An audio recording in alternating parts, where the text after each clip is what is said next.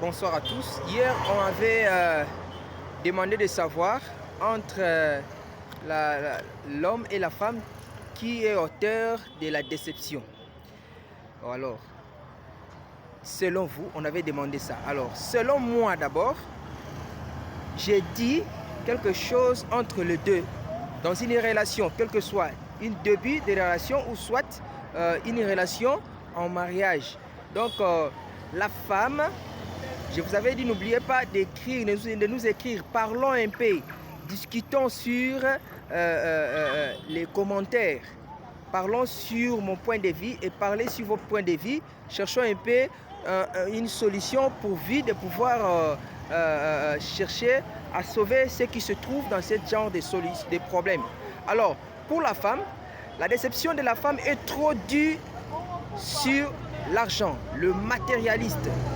Il y a des femmes qui sont trop de matérialistes, ils sont matérialistes à tel point que ces genres de femmes aiment beaucoup l'argent et aiment trop souvent l'argent, aiment trop les choses qu'on lui donne, qu'on la donne, qu'on la fait ceci ou cela.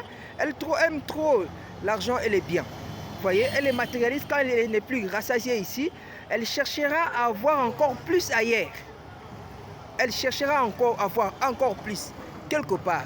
Alors, quand elle cherche quelque part, l'homme aussi cherche la vie, cherche une femme, cherche se satisfaire. Alors, elle tombe autrice plutôt d'une déception. Alors, de l'autre côté, chez l'homme qui est décepteur, son rôle, il joue trop souvent à côté de la soif.